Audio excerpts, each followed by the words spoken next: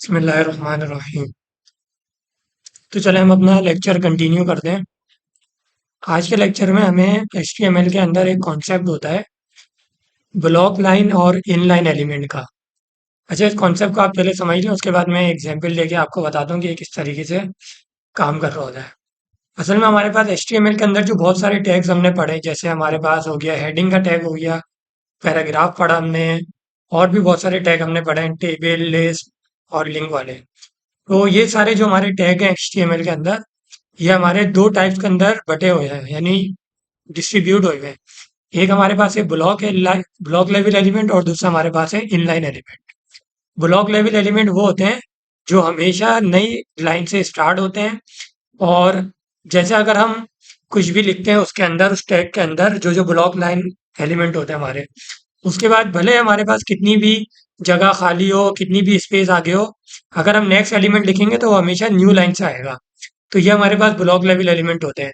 इसी तरीके से हमारे पास कुछ होते हैं जो हमारे पास होते हैं इनलाइन एलिमेंट, जो होता है कि जिसका काम ये होता है कि जितनी स्पेस उसने ली है उसके अलावा वो और स्पेस नहीं लेता, अगले एलिमेंट को उसी के आगे स्टार्ट करता है।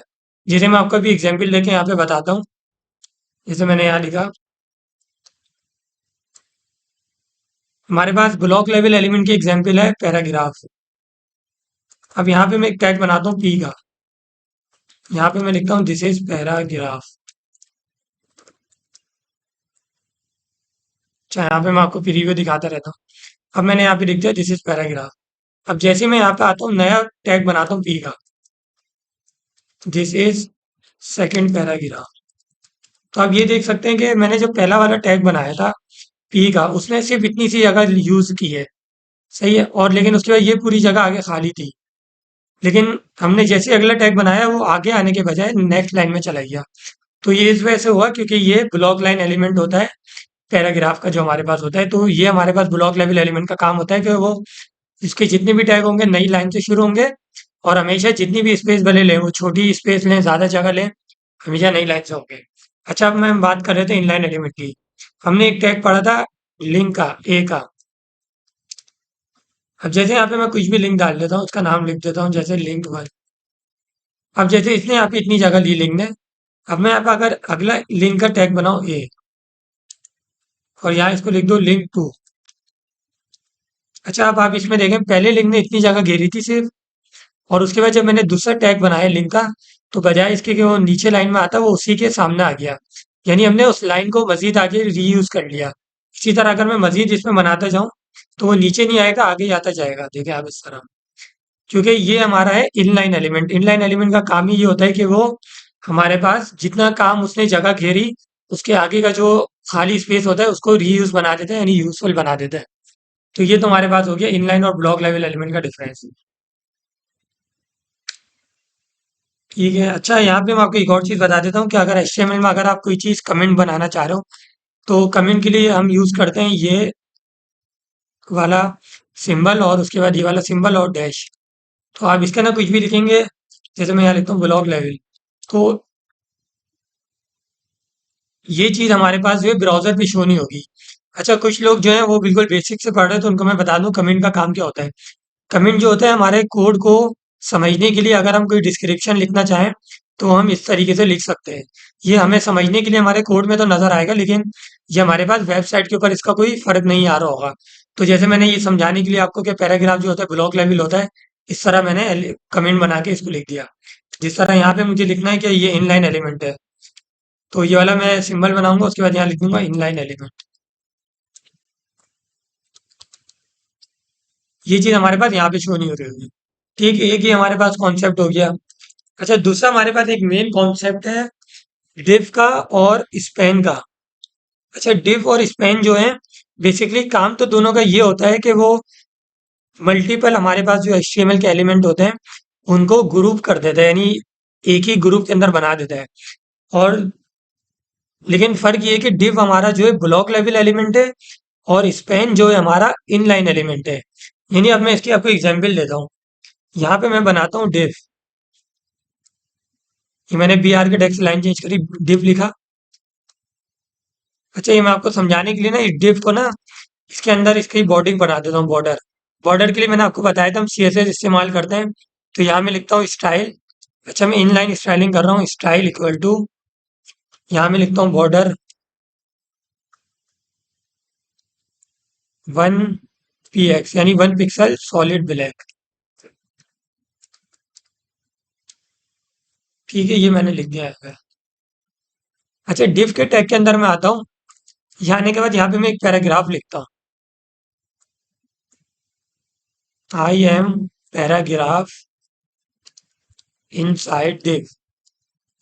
ठीक है, ये आपने समझना, ये बहुत इंपॉर्टेंट टॉपिक है, क्योंकि आगे आप जब कॉम्प्लेक्स कोडिंग की तरफ जाते हैं, मतलब प्रॉपर वेबसाइट बना रहे होते हैं, तो उसके अंदर डिव या स्पैन को लेके आप काम कर रहे होते हैं, क्योंकि आप बहुत सारे मल्टीपल टैग्स को मर्ज कर रहे हो तो एक मतलब ग्रुप के अंदर। अच्छा, ये मैंने इसके अंदर पैराग्राफ बना दिया। अब मैं यहाँ पे कोई दूसरा टैग यूज कर लेता हूँ, जैसे लिस्ट का कर लेता हूँ, मैं आपको अनऑर्डर लिस्ट बना लेता हूँ।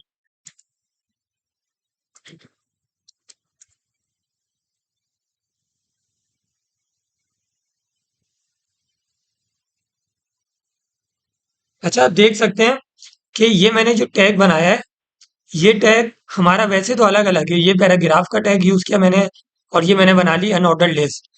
लेकिन मैंने इन दोनों टैग को, पैराग्राफ वाले और अनऑर्डर लिस्ट वाले को डिफ के अंदर डाल दिया। तो डिफ के अंदर डालने का फायदा ये हुआ कि ये दोनों हमारे टैग एक ग्रुप के अंदर आ गए, यानी एक तरीके से एक बाउंड्री लाइन के अंदर आ गए, ताकि अगर मैं चाह रहा हूँ कि इनके ऊपर कोई प्रॉपर्टी अप्लाई करूँ कलर वगैरह की, तो मैं डायरेक्ट बजाय इन दोनों के ऊपर अलग अलग अप्लाई करने के, मैं डायरेक्ट डिफ के ऊपर अप्लाई कर दूंगा। अब जैसे मैं डिव है, यहाँ पे मैं आपको दूसरी तरीके की भी स्टाइलिंग करके दिखा देता हूँ। मैं यहाँ पे आता हूँ, स्टाइल लिखता हूँ, और स्टाइल के अंदर आने के बाद यहाँ पे मैं लिखता हूँ डिव। ठीक है, डिव के अंदर आया मैं, यहाँ मैंने लिख दिया बैकग्राउंड कलर, यानी इस पे जो हमारा डिव है ये पूरा, इसका कलर मैं रख देता हूँ ऑरेंज। देखिए, इससे फायदा ये हुआ हमारा कि ये दोनों पैराग्राफ जो थे, हम चाह रहे थे कि एक ग्रुप के अंदर आ जाए, इनका कलर सेम हो जाए, तो ये हमारा देखिए पूरा इसका कलर सेम हो गया डिव का ही। ठीक है, अब मैं इसके अंदर जो भी एलिमेंट डालता जाऊंगा वो सब इसी के अंदर आता जाएगा। अच्छा, ये तो हमारा हो गया डिव। अब मैं आपको दूसरी चीज यहाँ पे समझाता हूँ, स्पैन।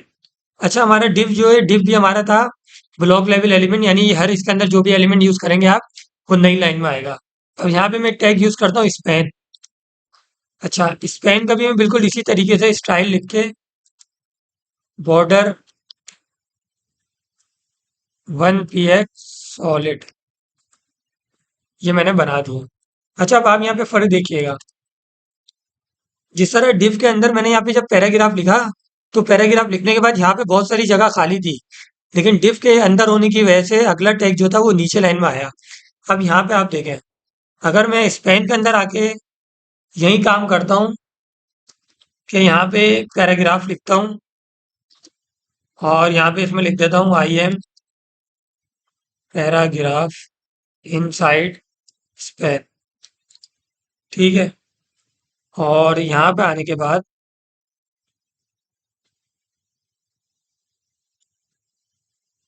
एक नया टैग बना लेता हूँ UL।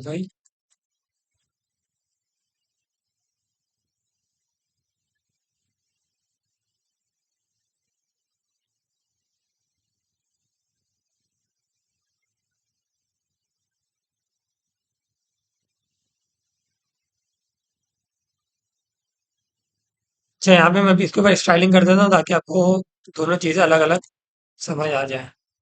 स्पेन लिखा मैंने, यहाँ पे इसका लिख दिया बैकग्राउंड कलर, इसका भी मैं ये ले लेता हूँ, इसका लेकिन मैं कलर चेंज करके कर देता हूँ येलो।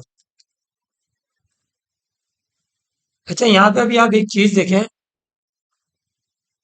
कि मैंने यहाँ पे स्पेन यूज करा, लेकिन इसके अंदर जो मैंने प्रॉपर्टी अप्लाई करी, वो उसके ऊपर अप्लाई नहीं हो रही। तो अप्लाई इस वजह से नहीं हो रही, यानी मैंने जिसका कलर येलो करा, यहाँ पे कलर येलो होना चाहिए, तो इस वजह से नहीं हो रहा, क्योंकि स्पेन जो है हमारा इनलाइन एलिमेंट है। यानी इसके अंदर आप कोई भी टैग यूज करेंगे तो वो ऐसा टैग होना चाहिए जो इनलाइन एलिमेंट होता है, यानी जैसे हमारा लिंक हो गया हैश रेफरेंस। अच्छा, अब मैं इसको हटाता हूँ यूएल और पैराग्राफ को, इसका अंदर मैं इस्तेमाल करता हूँ ए। अच्छा, मैंने जैसे ही ए यूज करा, तो आप देख सकते हैं फौरन ही अप्लाई हो गया। इसी तरह मैं यहाँ पे एक और लिंक बना लेता हूँ। तो आप देख सकते हैं कि पहला लिंक जो था उसने इतनी जगह घेरी, और दूसरा लिंक जो था वो बजाय नीचे लाइन के आने के आगे लाइन पे चला गया। तो हमने स्पैन के जरिए क्या करा कि इनलाइन एलिमेंट्स को ग्रुप के अंदर डाल दिया, यानी एक ही ग्रुप में डाल दिया। अच्छा, आपको पता कैसे चलेगा कि कौन सा टैग हमारे पास इनलाइन होता है, कौन सा ब्लॉक होता है? तो यहाँ पे मैं आपको एक बता देता हूँ, एक वेबसाइट है हमारे पास, वो है W3 स्कूल। यहाँ पे आप आएंगे HTML वाले टैग के अंदर, यहाँ पे हमारे पास है HTML ब्लॉक एंड इनलाइन। तो यहाँ बहुत सारे हमारे पास दिए हुए हैं। ये सारे हमारे पास ब्लॉक लेवल एलिमेंट है, जिसमें टेबल आ रहा है, लिस्ट आ रहा है, पैराग्राफ आ रहा है, ये मैंने आपको बता दिया। अच्छा, इनलाइन एलिमेंट जो है वो हमारे पास ये आ रहे हैं कि ए इनपुट, यानी जो हम फॉर्म के अंदर इनपुट लेते हैं, सब और सब जो मैंने आपको पढ़ाया था, उसके अलावा आई का टैग जो होता है हमारा, इमेज का टैग होता है, ये सारे जो हमारे पास इनलाइन एलिमेंट होते हैं। तो आप यहाँ से ये देख सकते हैं। अच्छा, ये मैंने बिल्कुल बेसिक आपको चीजें इसकी कवर करवा दी हैं। अच्छा, हमारे पास एक और यहाँ पे एक बहुत ही इंपॉर्टेंट टॉपिक आता है HTML के अंदर। वो टॉपिक हमारे पास होता है क्लासेस का और आईडी का। अच्छा, फर्क देखिएगा क्या होता है और इसके जरिए हम करते क्या हैं। जैसे मैं यहाँ पे एक हेडिंग बनाता हूँ H1, आई एम हेडिंग 1 लिखता हूँ मैं यहाँ।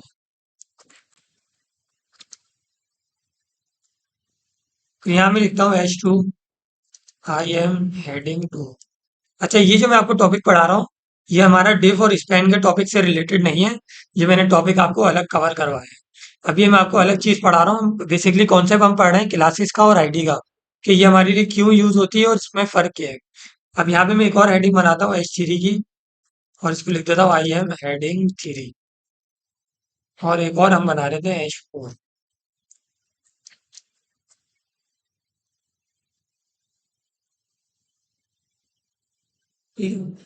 ये हमारे पास चार हेडिंग बन गई। अच्छा, हमारे पास दो तरीके होते हैं इनके ऊपर प्रॉपर्टी अप्लाई करने के। अगर मैं चाह रहा हूँ कि मेरी हेडिंग 1 और हेडिंग 3, इन दोनों का कलर हो जाए रेड, सही, रेड कलर हो जाए, तो इसका एक तरीका तो ये है कि मैं यहाँ पर आऊंगा CSS की प्रॉपर्टी के अंदर, यहाँ लिखूंगा H1 H3, और इसके अंदर आके मैं यहाँ लिखूंगा कलर रेड। तो आप देख सकते हैं मैं भाई इन दोनों का कलर रेड हो गया। लेकिन इससे हमारे पास एक तो नुकसान ये होगा कि ये तो अभी फिलहाल हमने सिर्फ दो हेडिंग के ऊपर करा है। आप एग्जाम्पल लें कि हमारे पास 1000 से ज्यादा हेडिंग है कोई बड़ी वेबसाइट के अंदर, तो मैं चाह रहा था कि हमारे पास जितनी भी हेडिंग H1 और H3 वाली है, उनका कलर रेड हो जाए। तो आप किस तरह से अपनी इसके अंदर ढूंढते रहेंगे? इससे तो आपका टाइम ज़ाया होगा ना, कि आप अलग अलग हेडिंग में ढूंढ रहे हैं कि मुझे कौन सी हेडिंग रेड करनी है, उसके बाद आप यहाँ पे आके उसको लिख रहे हैं। तो उसके लिए सबसे आसान तरीका ये है कि आप जिस हेडिंग को अंदर सेम कलर डालना चाह रहे हैं, जैसे H1 और H3 के अंदर, तो आप यहाँ पर आए, यहाँ पर अंदर टैग के आने के यहाँ लिखें क्लास, क्लास इक्वल टू, इसका मैं जैसे लिख दूं रेड, हेडिंग रेड, ठीक है। और यही वाला मैं सेम जो है यहाँ पे भी अप्लाई कर दूं क्लास H3 के अंदर, class equal two heading red. अच्छा, अब इससे होगा क्या? अब बजाय इसके कि मैं यहाँ पे आके H1 H3 लिखूं, यहाँ पे मैं लिखूंगा डॉट, क्लासेस के लिए हम यूज करते हैं डॉट, डॉट हेड। अच्छा, मैंने इसको क्या नाम दिया था क्लास का? Heading red. तो यहाँ पे मैं लिखूंगा हेडिंग डैश रेड। अच्छा, अब जैसे मैंने यहाँ अप्लाई करा, तो देखें हमारे पास वही अप्लाई हुआ हुआ था फौरन। अगर मैं देखें इसको हटाता हूँ यहाँ से, देखिए प्रॉपर्टी हट गई, लेकिन जैसे ही दोबारा लाया मैं इसको, तो ये हमारे पास आ गई। तो अब इससे ये होगा कि मुझे बार बार यहाँ पे H3 H4 नहीं लिखना पड़ेगा। अब जिस जिस हेडिंग को मैं क्लास ये वाली दूंगा, उसका कलर खुद ब खुद रेड हो जाएगा। अब जैसे यहाँ मैं एक और हेडिंग बनाता हूँ H5,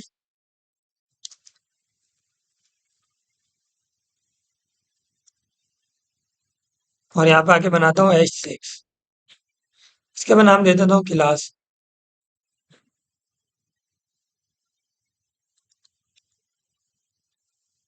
अच्छा, मैं चाह रहा था हेडिंग 6 के ऊपर भी यही आ जाए ना, रेड कलर, तो इसका भी मैं यही क्लास रख दूंगा, हेडिंग रेड। देखिए हमारे पास इसका भी कलर रेड हो गया, इस वाले का भी, इस वाले का भी, सही है। इसी तरह अगर फॉर एग्जाम्पल हमारे पास एक है पैराग्राफ, सही, इसका कलर भी मैं चाह रहा हूँ कि रेड हो जाए। सही है, तो एक तरीका तो ये है कि मैं यहाँ पर आऊँ, यहाँ पे आके लिखूँ कि पी, और उसका कलर फिर रेड बताऊँ। सही है, तो मैं यहाँ लिखता हूँ कॉमा पी। सही, तो पैराग्राफ भी रेड हो गया हमारे पास। लेकिन मैं चाह रहा हूँ कि हमारे पास जैसे 100 से ज्यादा पैराग्राफ है, सबका कलर रेड हो। तो मैं ये नहीं करूंगा कि सबके साथ पी लगाता रहूंगा। मैं सिंपल यहाँ पर आऊंगा, पी के टैग के अंदर यही वाली क्लास डिक्लेयर कर दूंगा, class equal two heading red. देखिए, इससे भी वही फर्क हुआ कि काम वही हुआ हमारा कि ये वाला पैराग्राफ भी यही काम कर रहा है। सही है, तो हमारा जो क्लास का टैग होता है वो मल्टीपल टैग के ऊपर सेम प्रॉपर्टी सीएसएस की अप्लाई करने के लिए यूज होता है। ठीक है, ये हमारे पास क्लास का हो गया। अगर आपको इसके अंदर कोई मतलब कंफ्यूजन है इसके कॉन्सेप्ट के अंदर, तो आप कमेंट करके मुझसे पूछ सकते हैं। अब यहाँ पे हमारे पास क्लासेस तो हो गई, अब दूसरा हमारे पास टैग यूज होता है आईडी का। आईडी में आपको बता देता हूँ क्या फर्क होता है। मैं बिल्कुल यही सारी हेडिंग यूज करता हूँ। अच्छा, हेड हमारे पास जो आईडी होती है, आईडी बेसिकली होती है यूनिक प्रॉपर्टी होती है। यानी हर हेडिंग के अंदर अलग अलग प्रॉपर्टी अप्लाई करने के लिए हम आईडी यूज करते हैं। जैसे हमारे पास समझे 6 हेडिंग है। समय इसको अलग बनाता हूँ यहाँ पे।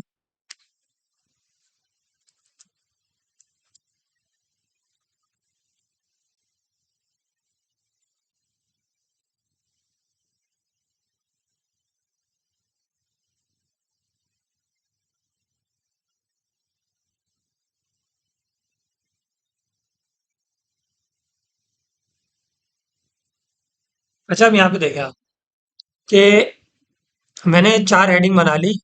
अब अगर मैं इसके ऊपर क्लासेस की जगह आईडी यूज करता हूँ, तो आईडी जो होगा हमारा बेसिकली ये काम कर रहा होगा कि आईडी, जैसे मैं इसको देता हूँ कि एच हेडिंग 1 आईडी। आप यहाँ कुछ भी लिख सकते हैं, आपकी मर्जी, जरूरी नहीं आप इसी तरीके से लिखे।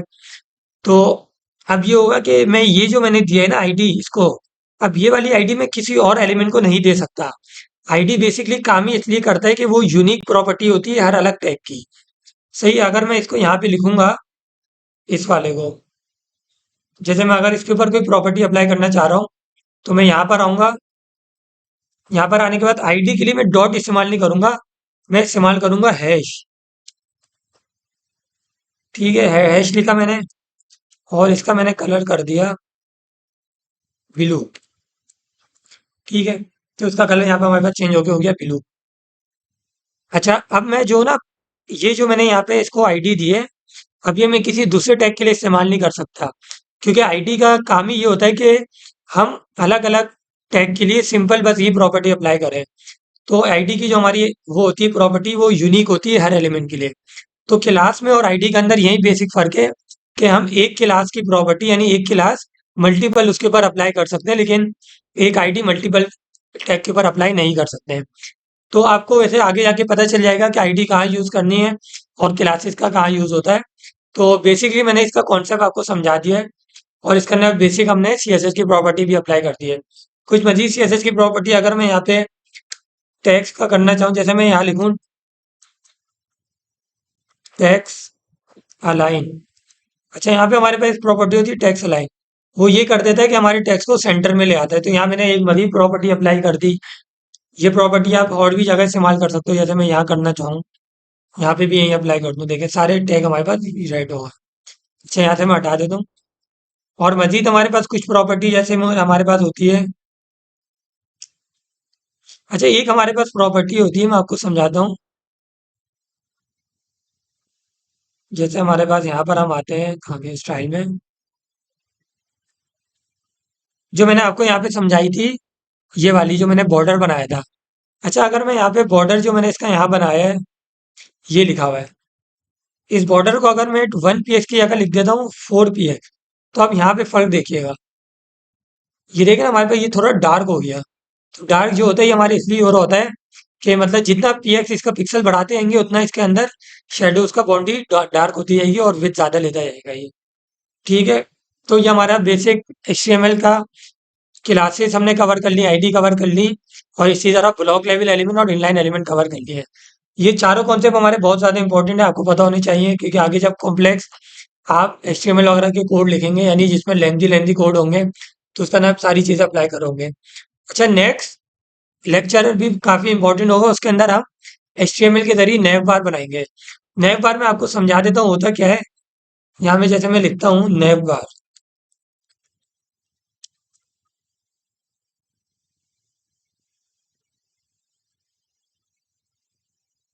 जब हमारी नेट की स्पीड थोड़ी स्लो है तो यहाँ मैं आपको दिखा देता हूँ। अगर एक हमारे पास वो आती है पिक्चर कोई, ठीक है, ये हमारे पास जैसे एक वेबसाइट है। इस वेबसाइट की आप देखें ऊपर जो है बिल्कुल ये चीज़, आप खाली ये चीज़ पे फोकस करें।